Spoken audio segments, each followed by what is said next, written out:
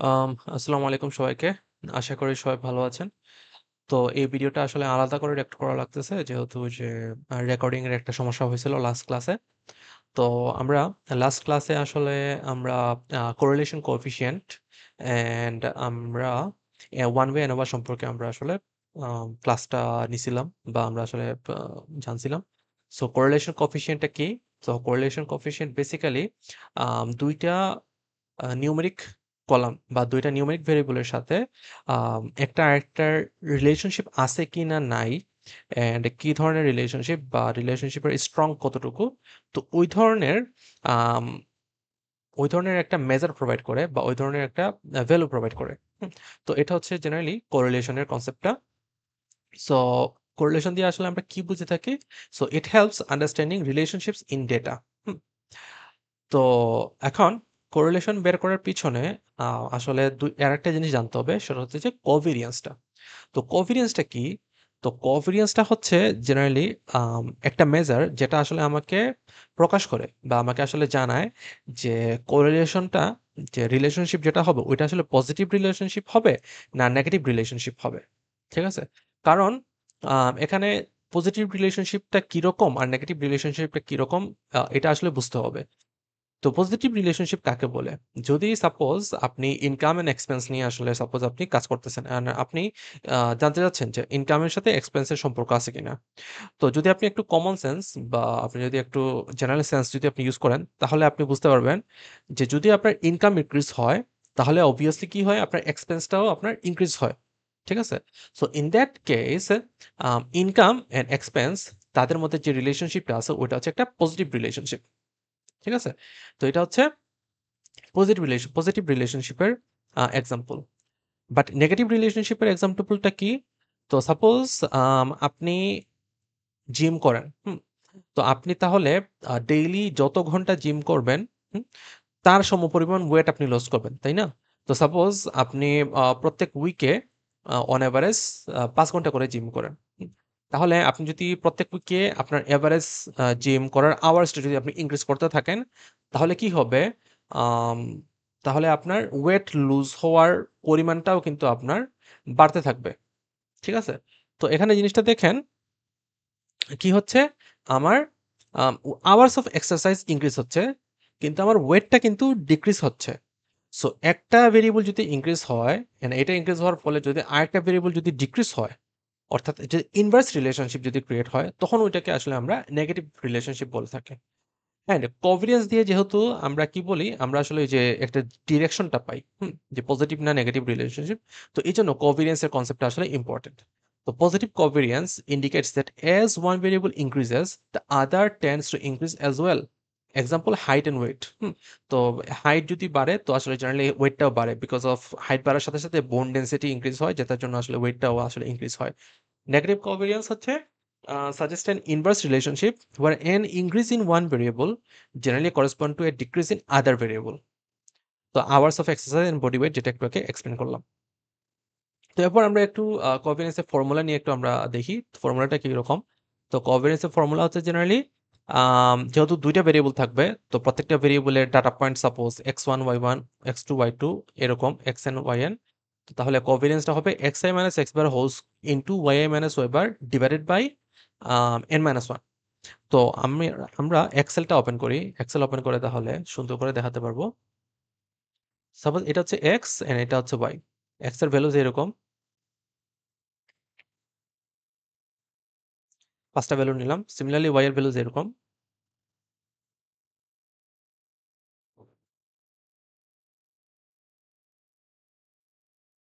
ওকে? তো এখন কোভেরিয়েন্সটা কি হবে? কোভেরিয়েন্সটা হবে xi মাইনাস x বার। তো x বারটা কিভাবে করব? আমরা যদি এখানে জাস্ট এভারেজ ফাংশনটা ইউজ করি, টান মারি, হ্যাঁ? তো এই যে এটা হচ্ছে আমার x এর এভারেজ। তো জাস্ট কপি করে যদি এখানে পেস্ট করে দেই তাহলে আমি আমার y এর এভারেজটা পেয়ে যাব। ঠিক আছে? তো তাহলে এগুলা হচ্ছে আমার x1, y1, x2, y2, x3, y3 এরকম। আর এটা হচ্ছে আমার x বার আর এটা হচ্ছে আমার y বার। ঠিক আছে? তাহলে কোভেরিয়েন্স সূত্র কি বলতেছে? xi মাইনাস x বার অর্থাৎ 12 মাইনাস 14.8 ইনটু 11 মাইনাস 18। ঠিক আছে? এরপর প্লাস 14 মাইনাস 14.8 ইন্টু 19 মাইনাস 18, এরপর প্লাস 15 মাইনাস 14.8 ইন্টু 21 মাইনাস 18, এভাবে যোগ করে করে একদম শেষ পর্যন্ত আর কি যাবে। তাহলে যে শেষ পর্যন্ত যাবে, তাহলে আমি কি পেয়ে যাব? তাহলে আমি আমার এই যে আপার পোর্শনটা পাবো, এই পোর্শনটা পাবো। এরপর ভাগ যাবে n মাইনাস ওয়ান দিয়ে। তো এনটা কি? এনটা হচ্ছে যে নাম্বার অফ ভ্যালুস। তো আমার কাছে পাঁচটা পাঁচটা করে এক্স আর ওয়াই ছিল। তো তাহলে এন হবে আমার 5। তাহলে 5 মাইনাস ওয়ান 4 হবে n মাইনাস ওয়ানের ভ্যালুটা। তো তো এভাবে যদি আমি করি তাহলে আমি একটা ভ্যালু পাবো কোভেরিয়েন্সের। এন্ড এই ভ্যালুটা যদি আমার পজিটিভ ভ্যালু হয়, অর্থাৎ প্লাস, অর্থাৎ যদি পজিটিভ ভ্যালু, যদি স্বাভাবিক বাংলায় যদি হয়, এর মানে এখানে যে দুইটা ভেরিয়েবল নিয়ে আমরা কাজ করতেছি তাদের মধ্যে পজিটিভ রিলেশনশিপ আছে। কিন্তু যদি এখানে নেগেটিভ ভ্যালু পাইতাম, তাহলে যে দুইটা ভেরিয়েবল নিয়ে আমরা কাজ করতেছি তাদের মধ্যে নেগেটিভ রিলেশনশিপ আছে। সো কোভিডেন্স দিয়ে আমরা জাস্ট ডিরেকশনটা আসলে আমরা পাবো। ঠিক আছে? কিন্তু কভেনেন্সের লিমিটেশন হচ্ছে যে এটা আসলে কোয়ান্টিফাই করে না দ্য স্ট্রেংথ অফ দ্য রিলেশনশিপটাকে। তো যদি আমরা কোয়ান্টিফাই করতে চাই, অর্থাৎ আমরা যদি একটা ভ্যালু জানতে চাই যে কতটুকু স্ট্রং, হুম, রিলেশনশিপ আছে বুঝলাম, পজিটিভ হোক বা নেগেটিভ হোক, কিন্তু কতটুকু পজিটিভ রিলেশনশিপ বা কতটুকু নেগেটিভ রিলেশনশিপ, এরকম আমরা একটা যদি ভ্যালু পাইতে চাই, তখন আমাদেরকে কোরিলেশন কোএফিসিয়েন্টের চলে যেতে হবে। তো কোরিলেশন কোএফিসিয়েন্ট হচ্ছে generally covariance divided by standard deviation of X into standard deviation of Y. এটা হচ্ছে কোভেরিয়েন্সের মেইন সূত্র। তো আমরা যদি, সরি, কোরিলেশনের মেইন সূত্র। তো আমরা যদি এখানে কোরিলেশন ফর্মুলাতে যাই, তাহলে এই যে দেখেন কোরিলেশন ফর্মুলা। তো কোরিলেশন ফর্মুলা ইজ জেনারেলি, আরে, covariance divided by standard deviation of X and Y. Standard deviation of X into standard deviation of Y, আলাদা আলাদা স্ট্যান্ডার্ড ডেভিয়েশন। তো কি হয় ব্যাপারটা? ব্যাপারটা হয় যে এই যে যোগ বিয়োগ গুণ ভাগ করে দিন শেষে এরকম একটা ফর্মুলা তৈরি হয়। অর্থাৎ xi minus x bar into y minus y bar, অর্থাৎ কোভেরিয়েন্সের upper portion divided by xi minus x bar whole square into y minus y bar whole square আর রুট ওভার। হুম। তো এবার এরকম একটা ফর্মুলা আসলে ক্রিয়েট হয়। তো এই ফর্মুলা আমরা আসলে কি করে এই ফর্মুলা ইউজ করার পর আমরা আসলে একটা মেজার আসলে বা একটা ভ্যালু আসলে আমরা পেয়ে থাকি। এন্ড ওই ভ্যালুটা দিয়ে আমরা কোরিলেশন আসলে আমরা এক্সপ্লেইন করে থাকি। তো আম কোরিলেশন আমরা জেনারেলি, যেহেতু আমরা পাইথন প্রোগ্রামিং ল্যাঙ্গুয়েজ বা আর দিয়ে আমরা বের করি, তো আমাদেরকে আসলে এই ফর্মুলাটা আম ইউজ করা আসলে আমাদের লাগে না। আমরা জাস্ট আমাদের ফাংশনের মধ্যে যদি লিখে দেই ২ টা ভেরিয়েবলের নাম, তাহলে অটোমেটিক্যালি আমাকে কোরিলেশন ভ্যালুটা সে আমাকে প্রোভাইড করে দিয়ে দেয়। বাট এখানে ইন্টারপ্রিটেশনটা বুঝতে হবে। কোরিলেশনের ভ্যালু জেনারেলি কি হয়? -1 থেকে +1 পর্যন্ত ভেরি করে। অর্থাৎ যদি কোনো কোরিলেশন ভ্যালু -0.5, -0.66 এরকম যদি থাকে, এর মানে হচ্ছে তাদের মধ্যে একটা নেগেটিভ রিলেশনশিপ আছে। অর্থাৎ যদি একটা ভেরিয়েবল যদি ইনক্রিজ হয়, তাহলে আরেকটা ভেরিয়েবলের হচ্ছে আমার ডিক্রিজ হইতেছে। সিমিলারলি যদি এখানে পজিটিভ, অর্থাৎ +0.66 বা +0.76 এরকম যদি হয়, এর মানে তাদের মধ্যে একটা পজিটিভ রিলেশনশিপ আছে। অর্থাৎ যদি একটা ভেরিয়েবল ইনক্রিজ হয়, তাহলে আরেকটা ভেরিয়েবলটাও বাড়তেছে। তাহলে এই ভ্যালুটা কি মিন করতেছে? সাপোজ 0.76 যে ভ্যালু, এটা কি মিন করতেছে? এটা মিন করতেছে একটা স্ট্রং কোরিলেশনশিপ। অর্থাৎ 76% একটা আরেকটার উপর নির্ভরশীল বা রিলেশনশিপে আছে। অর্থাৎ 76% প্রবাবিলিটি বা পসিবিলিটি আছে একটা ইনক্রিজ হওয়ার সাথে, সাথে আরেকটা ভেরিয়েবল ইনক্রিজ হওয়ার। হুম? তো এভাবে আসলে ইন্টারপ্রিটেশনটা আসলে হয়। তো যদি +1 হয় তার মানে কি? তার মানে হচ্ছে পারফেক্ট পজিটিভ রিলেশনশিপ। মানে ১০০-১০০, যদি ১ ইঞ্চিও বাড়ে তাহলে ওইটাও ১ ইঞ্চি বাড়বে, এরকম। আর -1 মানে হচ্ছে যে সিমিলারলি উল্টা সাইডে ১০০-১০০, যদি ১ ইঞ্চি বাড়ে তাহলে অন্য আরেকটা আর ১ ইঞ্চি কমবে। আর 0 মানে হচ্ছে কোন ধরনের রিলেশনশিপ এখানে নাই। তো এভাবে রেঞ্জটা হচ্ছে কোরিলেশন ভ্যালুর -1 থেকে +1 পর্যন্ত। অ্যান্ড কোরিলেশন আমরা জেনারেলি কি করে থাকি? আমরা স্ক্যাটার প্লট দিয়ে আসলে আমরা কোরিলেশনের ভিজুয়ালাইজেশনটা আসলে আমরা করে থাকি। ঠিক আছে? তো আমরা আমাদের একটু কোডিং এক্সাম্পল এ চলে যাই। তো আমরা কোডিং এক্সাম্পল এর মধ্যে হ্যাপি স্কোর ইনকাম নামে একটা ডেটা ইউজ করতেছি। তো ডেটাতে আসার আগে আমরা দেখি কি করতেছি। আমরা এখানে পান্ডাসটা লোড করতেছি, ম্যাটপ্লটলিব লোড করতেছি, আর সাইপাই স্ট্যাটস প্যাকেজ থেকে পিয়ারসন আরটা নিতেছি টু ক্যালকুলেট দ্য কোরিলেশন। তো আমরা এটা রান দেই। তো এরকম আমাদের কাছে একটা ডেটা সেট আছে প্রত্যেকটা কান্ট্রি ওয়াইজ তাদের ইনকাম আছে, স্যাটিসফ্যাকশন আছে, অ্যান্ড দেন হ্যাপি স্কোর আছে। তো আমরা চাচ্ছিলাম মিডিয়ান ইনকাম অ্যান্ড হ্যাপি স্কোরের সাথে কোরিলেশন কোরিলেশন বা কোরিলেশন কোএফিসিয়েন্টটা ক্যালকুলেট করতে। হুম, তো আমরা একটু ডিসক্রাইব ফাংশনটা ইউজ করে দেখে ফেলি যে মিনিমাম আর ম্যাক্সিমাম কতটুকু। তো মিডিয়ান ইনকাম হচ্ছে 415 আর ম্যাক্সিমাম হচ্ছে 22,000-এর মতো। আর হ্যাপি স্কোর হচ্ছে মিনিমাম 1.18 আর ম্যাক্সিমাম হচ্ছে 7.58। সো আমরা মানে হ্যাপি স্কোরটা ধরে নেন, এটা আসলে 10 স্কেলে মেজার করা হয়েছে। আর ইনকাম তো আর ইনকামই। তো আমরা এখন কি করতেছি, আমরা জাস্ট আলাদা আলাদা করে ভেরিয়েবলের মধ্যে সেভ করতেছি ও income and happiness. And then আমরা পিয়ারসন আর ফাংশন ইউজ করে আমরা কোরিলেশন কোএফিসিয়েন্টটা আমরা ক্যালকুলেট করতেছি। তো আমি এটা রান দেই। তো দেখেন 0.760। তো এটা হচ্ছে আমার কোরিলেশন কোএফিসিয়েন্টের ভ্যালু। তো আমি এখানে যে প্রিন্টের মধ্যে 0.3f দিয়ে দিছি। তো এই জন্য সে কি করতেছে, সে আমাকে 3 ডেসিমেল পর্যন্ত ভ্যালুটা আসলে শো করতেছে। এরপর আমরা কি করি, আমরা জেনারেলি কোরিলেশন কোএফিসিয়েন্ট আমরা আসলে বা রিলেশনশিপ আমরা আসলে স্ক্যাটার প্লটের মাধ্যমে আমরা প্লট করে থাকি। তো আমরা এখানে ফিগার প্রথমে মানে ক্যানভাস বানাইলাম, এরপর স্ক্যাটার ফাংশন ইউজ করে আমরা দুইটা ভেরিয়েবলের তা লিখে দিলাম। তো সে কি করবে, সে স্ক্যাটার প্লট সে তৈরি করে দিবে। তো আমরা রান দেই। তো এভাবে সে আমাকে স্ক্যাটার প্লটটা তৈরি করে দিতেছে। সো মোটামুটি বুঝা যাইতেছে যে হ্যাঁ ঠিক আছে, ইনকাম বাড়ার সাথে সাথে আমার হ্যাপিনেস স্কোরটা আসলে মোর অর লেস ইনক্রিজ হচ্ছে। তো এই গেল আমার কোরিলেশনের কনসেপ্ট। ওকে, তো এখানে ওই যে যা যা করছি তো এক্সপ্লেনেশন এখানে এক্সপ্লেন করে দিছি। এরপর আমরা চলে যাই ওয়ান ওয়ে অ্যানোভাতে। তো ওয়ান ওয়ে অ্যানোভাটা কি? তো আমরা জেনারেলি টি টেস্ট করে থাকি, তাই না? তো টি টেস্টের মধ্যে আমরা কি করি যে একটা সিঙ্গেল নিউমেরিক কলাম, তো এটাকে আমরা এটা সিগনিফিক্যান্টলি ডিফার করতেছে কিনা একটা ক্যাটাগরি কলাম দিয়ে আমরা টেস্ট করে থাকি। Suppose average CGPA significantly differ করতেছে কিনা জেন্ডার মেল অ্যান্ড জেন্ডার ফিমেলের মধ্যে। হুম, তো এখানে টি টেস্টের সময় করতেছি ওই সময় যে ক্যাটাগরিক্যাল ভেরিয়েবল যেটা জেন্ডার, ওটার ক্যাটাগরি কিন্তু মাত্র ২টা। হুম, অর্থাৎ টি টেস্টের লিমিটেশন এটাই যে টি টেস্ট ২ এর বেশি ক্যাটাগরি নিয়ে আসলে আমরা কাজ করতে পারি না টি টেস্টটা। তো ২ এর বেশি ক্যাটাগরি নিয়ে যে সময়ে আপনি কাজ করতে যাবেন, তখন আসলে আপনাকে এনোভাতে চলে আসতে হবে। তো এনোভা আসলে আপনাকে হেল্প করে একটা স্পেসিফিক ভেরিয়েবল মাল্টিপল ক্যাটাগরিক্যাল ভেরিয়েবলের মধ্যে মাল্টিপল ক্যাটাগরির সাথে কম্পেয়ার করতে। ঠিক আছে? তখন আপনাকে ওয়ান ওয়ে এনোভাটা আসলে হেল্প করে। তো আমরা একটা প্রবলেম নিয়ে কাজ করব এনোভার বোঝার জন্য। সেটা হচ্ছে যে আমার কাছে আম কিছু আমার কাছে একটা স্কোর আছে। হুম? স্কোর, স্কোর কলাম আছে অ্যান্ড আমার কাছে ৩ টা ক্যাটাগরি আছে। হ্যাঁ? তো স্কোরগুলা কাদের? স্কোরগুলা হচ্ছে কিছু কনটেস্ট্যান্টদের। হুম? তো ৩ টা ক্যাটাগরি আছে। তো ১ম ক্যাটাগরি হচ্ছে আমার কন্ট্রোল ক্যাটাগরি। হুম? অর্থাৎ তাদেরকে আমি জাস্ট হায়ার করছি অ্যান্ড হায়ার করার সাথে সাথে তারা কাজ করা শুরু করছে অ্যান্ড তাদের স্কোর জেনারেট হওয়া শুরু হইছে। অ্যান্ড দেন আরেকটা ক্যাটাগরি আছে এআই অ্যাসিস্টেড, অর্থাৎ যারা এআই দিয়ে ট্রেন্ড, তো তাদের স্কোর। আরেকটা ক্যাটাগরি আছে সেটা হচ্ছে নিউ হায়ার, অর্থাৎ এই ক্যাটাগরি হচ্ছে আমি পার্সোনালি ট্রেন করছি এরকম এমপ্লয়ি বা এরকম কন্টেস্ট্যান্ট, তো তাদের স্কোর।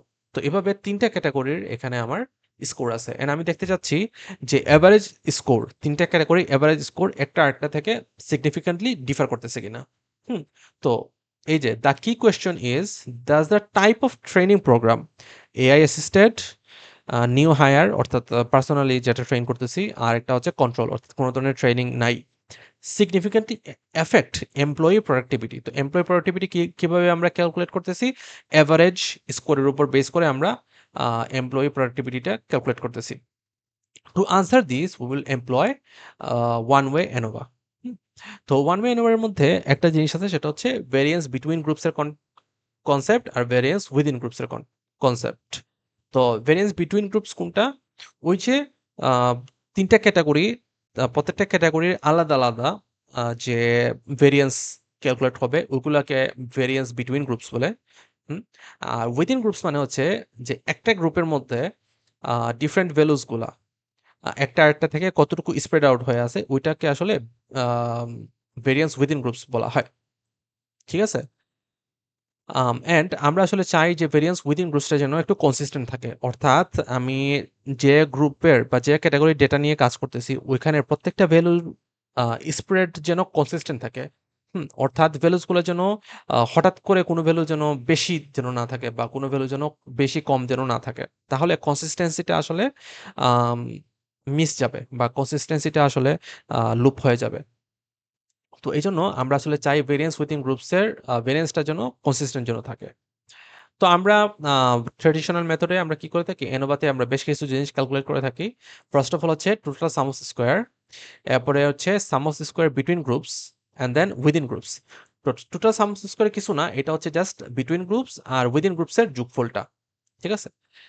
এরপর এখানে এই যে কিছু ফর্মুলাও আছে। তো ফর্মুলা আমি এক্সপ্লেন করতেছি না, যেহেতু দরকার নাই। জাস্ট কনসেপ্টটা আসলে জানলেই হবে। এরপর আমরা ডিগ্রিস অফ ফ্রিডম আমরা কি করে থাকি? ক্যালকুলেট করে থাকি। তো টোটাল ডিগ্রিস অফ ফ্রিডম যেটা এটা হবে n-1, অর্থাৎ টোটাল নাম্বার অফ অবজারভেশন বা রো, ডাটার মধ্যে টেবিলের মধ্যে টোটাল যতটা রো সেটা -1। আর বিটুইন গ্রুপস হবে গিয়ে টোটাল নাম্বার অফ গ্রুপস -1। তো আমাদের এখানে ৩টা গ্রুপ বা ৩টা ক্যাটাগরি আছে, সেজন্য 3 - 1 2 হবে। আর উইদিন গ্রুপসের মধ্যে হবে গিয়ে যে নাম্বার অফ অবজারভেশনস বা total number of rose in our data minus number of category. অর্থাৎ সাপোজ যদি 400টা রো থাকে তাহলে 400 - 3, 397 হবে আমার degrees of freedom within groups.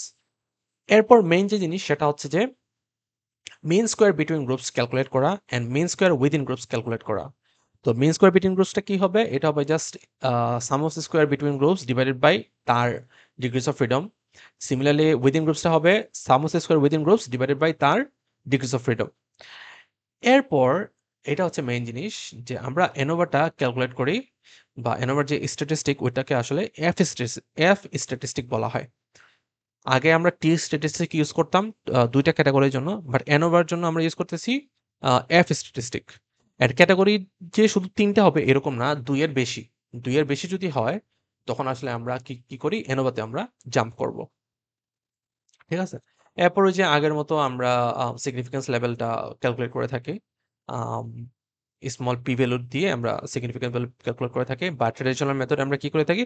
Calculated F ভ্যালুর সাথে টেবুলেটেড এফ ভ্যালুর কম্পারিজনটা করে আমরা ডিসিশন মেকিং করে থাকি টেস্টে। ঠিক আছে? তো আমরা আমাদের পাইথন দিয়ে দেখে ফেলি কিভাবে জিনিসটা করা যায়। তো আমরা একটা ডেটাসেট নিয়ে কাজ করতেছি, সেটা হচ্ছে মারিও সিএসভি। তো এনোভা ইমপ্লিমেন্টেশন করার জন্য আমার কি লাগতেছে? এখানে স্ট্যাটস মডেলস নামক প্যাকেজটা লাগতেছে। এটা হচ্ছে মেইন প্যাকেজ। তো আপনাকে কি করতে হবে? আপনাকে টার্মিনালে গিয়ে পিপ ইনস্টল স্ট্যাটস মডেলস, হ্যাঁ, এটা ইনস্টল করতে হবে। এটা ইনস্টল করলেই বেশ স্ট্রেট ফরওয়ার্ড, কমপ্লিকেটেড কিছু না। এটা ইনস্টল করার পর আপনি এই প্যাকেজগুলা সরি এই ফাংশনগুলো আপনাকে ইম্পোর্ট করতে হবে। ঠিক আছে? ফর্মুলা এপিআই থেকে এসএম আর স্ট্যাটস ডট এনোভা থেকে এনোভা এলএম। তো আমি আমার ডেটাটা রিড করছি। তো ডেটার মধ্যে দেখেন টিম আইডি আছে, ফেজ আছে, গ্রুপ আছে এন্ড টোটাল ইনগ্রেড আছে। তো এই গ্রুপটা হচ্ছে আমার মেইন ক্যাটাগরিক্যাল ভেরিয়েবলটা। তো জেনারেলি আমার কাছে ৩টা ক্যাটাগরি আছে। একটা হচ্ছে এআই, আরেকটা হচ্ছে নিউ হায়ার, আরেকটা হচ্ছে কন্ট্রোল। আর টোটাল ইনগ্রেডটা হচ্ছে আমার পয়েন্ট বা স্কোর যেটা নিয়ে কথা বলতেছিলাম। তো আমরা দেখে ফেলি ভ্যালু কাউন্ট দিয়ে। তো ভ্যালু কাউন্ট দিয়ে দেখেন এআই আছে ২৪০টা, কন্ট্রোল আছে ২৪০টা, নিউ হায়ার আছে ১৮০টা। এইভাবে আমার ডিস্ট্রিবিউশন, ফ্রিকোয়েন্সি ডিস্ট্রিবিউশন হতেছে গ্রুপের। এরপর এনোভা ইমপ্লিমেন্ট করার জন্য আমার কি করা লাগতেছে? sm.ols ফাংশনটা ইউজ করা লাগতেছে। অর্থাৎ এসএম থেকে আমরা স্টেট মডেল থেকে যে এসএমটা সরি স্টেট মডেল থেকে ফর্মুলা এপিআইটাকে এসএম হিসেবে আমরা ইম্পোর্ট করছি। তো এই জন্য এসএম, এন্ড এটার মধ্যে থেকে আমরা অর্ডিনারি লিস্ট স্কোয়ার ফাংশনটা আমরা ইম্পোর্ট করতেছি। অ্যান্ড দেন ডিপেন্ডেন্ট ভেরিয়েবল যেটা, এটা হচ্ছে আমার টোটাল ইনগ্রেড। তো এটা দিয়ে দিচ্ছি অ্যান্ড টিল্ডা সাইন ইউজ করে গ্রুপিং ভেরিয়েবলটা দিয়ে দিতেছি। অ্যান্ড গ্রুপিং ভেরিয়েবল যেটা, এটাকে অবশ্যই সি সি দিয়ে র্যাপ করে দিতে হবে, অর্থাৎ কনক্যাটেনেট করে আমি এখানে দিতে হবে। তাহলে সে বুঝবে যে এটা হচ্ছে একটা ক্যাটাগরিক্যাল ভেরিয়েবল। যদি এরকম না দেই তাহলে আসলে সমস্যা হবে। এরপর এটা কোথা থেকে আসছে? তো এটা আমরা ডেটা ইকুয়ালস টু দিয়ে ওইটা আমরা অ্যাসাইন করে দেই। অ্যান্ড এটা যদি একটা মডেল, তো মডেলটাকে কি করতে হয়? ফিট করতে হয়। তো এইজন্য ডট দিয়ে আমরা ফিট ফাংশনটা আমরা দিয়ে দিলাম। তাহলে কি হবে? সেইখানে এই ডিপেন্ডেন্ট ভেরিয়েবল অ্যান্ড এই ক্যাটেগরিক্যাল ভেরিয়েবল বা ইন্ডিপেন্ডেন্ট ভেরিয়েবলকে সাথে নিয়ে সেই মডেলটা ফিট করবে। এরপর আমরা এনোভা এলএম ফাংশন ইউজ করে এটাকে আমরা এনোভা টেবিলের মধ্যে আমরা দেখতে পারবো। অ্যান্ড দেন এটাকে আমরা প্রিন্ট করতে পারবো। তো আমরা দেখি কি হয়। তো প্রিন্ট করার পর দেখেন এখানে এই যে আমার বিটুইন সাম অফ স্কোয়ারে শো করতেছে, within sum of square show করতেছে, বিটুইন সাম অফ স্কোয়ারের ডিগ্রিজ অফ ফ্রিডম শো করতেছে, উইদিন সাম অফ স্কোয়ারে ডিগ্রিজ অফ ফ্রিডম শো করতেছে। তো জেনারেলি রেসিডুয়ালটাকে উইদিন সাম অফ স্কোয়ার বলা হয়। এরপর mean sum of square and then F statistic. তো এফ স্ট্যাটিস্টিক কিছুই না, এটা হচ্ছে জাস্ট গ্রুপিং এর mean sum of square divided by রেসিডুয়ালের সাম অফ স্কোয়ার। আর এন্ড দেন একটা পি ভ্যালু তারা দিয়ে দিছে। তো পি ভ্যালুটা কি আসছে? পি ভ্যালুটা অনেক বড় আসছে আমাদের 5% থেকে। তো এর মানে আমার এনোভা টেস্টটা স্ট্যাটিস্টিক্যালি সিগনিফিক্যান্ট না and we may not reject the null hypothesis. তো এনোভার হাইপোথিসিস গুলো আসলে কি? তো এনোভার হাইপোথিসিসটা আসলে এরকম হয়। এনোভার হাইপোথিসিসটা আসলে এরকম হয়, আমরা একটু যদি লিখি, অর্থাৎ এইচ নট হবে average score of each each group will be same, average score of each group. তো এআই গ্রুপ একটা ছিল, আর একটা গ্রুপ ছিল নিউ নিউ হায়ার, আর একটা গ্রুপ ছিল কন্ট্রোল, সিটি আর এল। তো তাদের এভারেজ স্কোরটা সমান, এটা হচ্ছে কি আমার নাল হাইপোথিসিস। আর অল্টারনেটিভটা হচ্ছে at least at least one equality does not hold, one equality does not hold. এটা হবে আমার অল্টারনেটিভ হাইপোথিসিস। অর্থাৎ এখানে যদি যেকোনো একটা জায়গায় যদি নট ইকুয়ালস টু হয়ে যায়, অর্থাৎ যদি এআই আর নিউ হায়ার যদি সমান যদি না হয়, মানে যদি এআই এর এভারেজ স্কোর যদি বেশি হয় কম্পেয়ার টু নিউ হায়ার, তাহলে এখানে একটা আনইকুয়ালিটি তৈরি হবে। এর মানেই এনোভা টেস্টটা কি? এনোভা টেস্টটা আমার সিগনিফিক্যান্ট হয়ে যাবে and we may reject the null hypothesis and we may accept the null hypothesis. And আমি আজকের ক্লাসে আপনাদেরকে বলে দিছি যে যদি সিগনিফিক্যান্ট হয় তাহলে আমাদেরকে টাকিস এইচএসডি টেস্টটা করতে হবে। তো এটা কিভাবে করতে হবে এটা আপনাদেরকে আমি বলে দিছি নেক্সট ক্লাসের মধ্যে। তো এই হচ্ছে এনোভার টেস্টের ফুল জিনিসপত্র। তো আমি এখানে আমার লেকচার শিটের মধ্যে লিখেও দিছি যে এখানে কি হইতেছে না হইতেছে। আম, p value interpretation. So p value is greater than common significance level. This means fail to reject the null hypothesis. তো আমাদের কারেন্ট কেসে আমাদের কি হচ্ছে? আমাদের নাল হাইপোথিসিসটা অ্যাকসেপ্টেড হচ্ছে। যেহেতু p ভ্যালুটা অনেক বড় আসছে 0.23, আসলে অনেক বড় 0.05 থেকে। সো ইন দ্যাট সেন্স আমার কি হচ্ছে? আমার নাল হাইপোথিসিসটা অ্যাকসেপ্টেড থাকতেছে। অর্থাৎ নাল হাইপোথিসিসটা রিজেক্ট করার জন্য আমি আসলে এনাফ এভিডেন্স পাইতেছি না। ওকে? সো এই হচ্ছে এনোভার ফুল জিনিস। অ্যান্ড এই ছিল লাস্ট ক্লাসের টপিকস। সো আই হোপ এই লেকচার থেকে মোটামুটি আপনারা বুঝতে পারছেন। অ্যান্ড যদি কোনো কোয়েশ্চেন থাকে কোরিলেশন ইন এনোভা থাকে, প্লিজ মেসেঞ্জার গ্রুপে অথবা আমাকে পার্সোনালি নক দিয়ে আপনারা করতে পারেন। Thank you very much.